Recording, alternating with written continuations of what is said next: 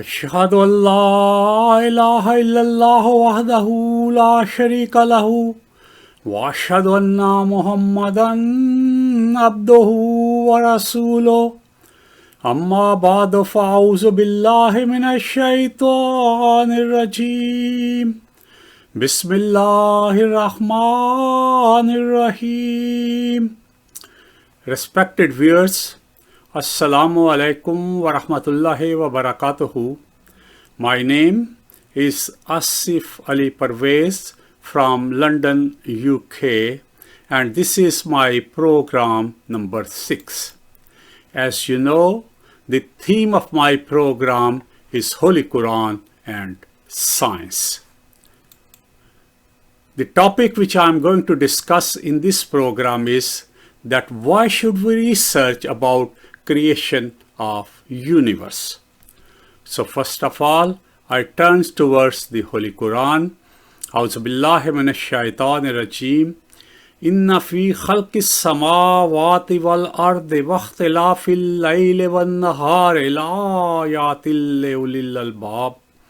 And its translation is, in the creation of the heavens and the earth, and in the alternation of the night and the day, there are indeed signs for men of understanding. Surah Al-Imran, verse 191. Now, what are the key points Allah Ta'ala has mentioned in the verse? Number 1, Allah Ta'ala talks about creation of heavens. Number 2, creation of earth. And number 3, creation of, or the changing of night into day and day into night. So these are the 3 things which Allah Ta'ala has mentioned in this verse. And Allah Ta'ala says that there are indeed signs, very great signs. But who will see those signs? Men of understanding. Ulul albab, the men who have got the knowledge. And the second verse, Allah Ta'ala says, Allazina yaskuruna Allaha qiyamam wa qa'udan wa ala junubihim وَيَتَفَكَّرُونَ فِي خَلْقِ السَّمَاوَاتِ وَالْأَرْضِ رَبَّنَا مَا خَلَقْتَ هَذَا بَاطِلًا سُبْحَانَكَ فَقِنَا عَذَابَ النَّارِ. And its translation is, those who remember Allah while standing, sitting and lying on their sides and ponder over the creation of the heavens and the earth. Our Lord, thou hast not created this in vain. Nay, holy art thou, save us then from the punishment of the fire. Surah Al-Imran, verse 192. So what are the key points here? Number 1, Allah Ta'ala says, remember Allah. And remember in any position, while you are standing, sitting or lying. These are the 3 positions which a man can have. Even when we are walking, we are in upright position, which is standing position. And also, keep thinking about this universe. And when you think about it and understand this universe, you will realize that Allah has not created this in vain. And then the voice will come from bottom of your heart, Subhanak. Oh God, you are holy. And then the prayer comes, save from punishment of the fire. Now we believe there is life after death. And on the day of judgment, God will make a decision based on our actions in this world, whether we will go to paradise or we go to the fire, to the hell. And these are the foremost and the most important meaning of this part of the verse. Now I was thinking about it, that in these 2 verses, Allah Ta'ala is talking about universe. So does fire have any other meaning which is related to the universe? So I must say this is purely my interpretation. And I repeat myself that the first and the foremost interpretation is that this is related to the day of judgment. So when we look around in the universe and we see this picture which I'm showing you is that of sun, and the solar wind is coming out of the sun. The solar wind are charged particles which are gushing towards the earth.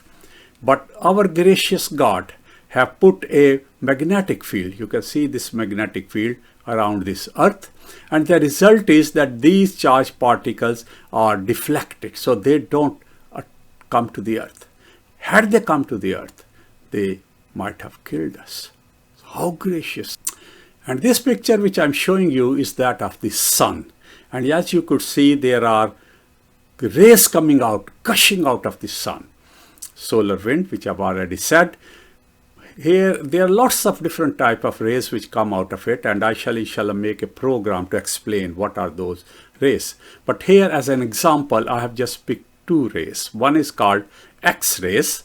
Now, X-rays, many of you might have experienced when you go to hospital for an X-ray, for say broken bone or for your chest or something else.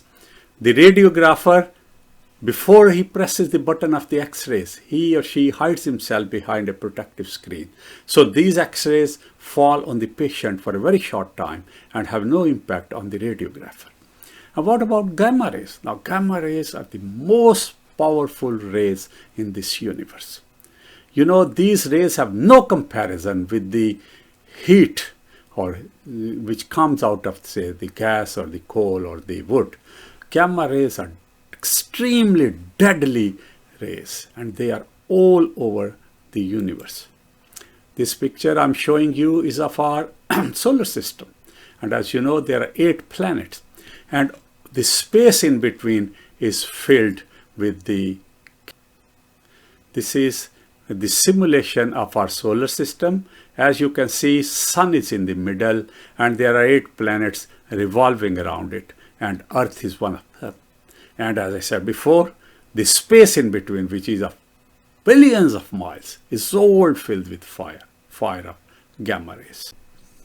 Now, this picture which I'm showing you is that of the Milky Way. You know, Milky Way is where our Earth is located. That's our galaxy. And the distance between the stars in the Milky Way is huge, unbelievably big. So we can't even measure it in miles. For that purpose, we use the light year. And all that space in between these trillions of stars is filled with fire of gamma rays. Now I want to turn towards the Holy Quran and want to present you one more verse. A'udhu billahi minash shaitanir rajeem.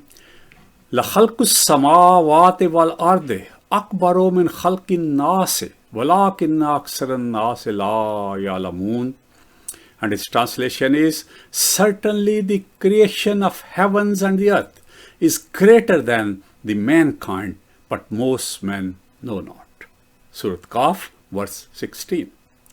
Now, normally we think that we human beings are probably on top of creation of this, on top of creation, because God has given us intelligence, so we make intelligent decisions. But Allah Ta'ala says in this verse that the creation of heavens and earth is greater than that of mankind. In this slide, I'm showing you the galaxies in our universe. Scientists think there are more than 200 billion galaxies in this universe. Think of this number. 200 billion galaxies. And the distance between these are so huge that a human brain cannot comprehend. And all that space is filled with fire of gamma rays. And just to give you an idea where we are in our Milky Way, in our galaxy, the arrow where I'm pointing is where the Earth is. So Earth is very teeny tiny, like a small part of dust. If you pick small part of dust, our Earth is even smaller than that in our Milky Way. So in summary, why should we study universe? Number one is Word of God. God has commanded us that we should study universe and try to understand as much as we can. Because when we understand universe, then we have to think that there has to be a creator, because such a complicated universe cannot be created on its own. So there has to be a God Almighty who created this. And then Allah Ta'ala said that creation of universe is greater than the creation of human beings. And that's why we human beings should be very humble. And when we understand this universe, then we realize that God has not created this universe in vain. There is a very strong structure in it. There is a great science in it. And when we have understood, then the voice will come from bottom of heart, Subhanaka, holy art thou. This is my humble attempt to educate you with the creation of universe. And Allah Ta'ala has taught us this prayer that, O Allah, make us men of understanding, Ulul Albab. I pray that God make me and my viewers men of understanding. In next program, I shall talk about the 4 fundamental forces which God has created to create the universe and to maintain the universe. And these will be discussed in my next program. Thank you very much. Jazakallah khair. God bless you.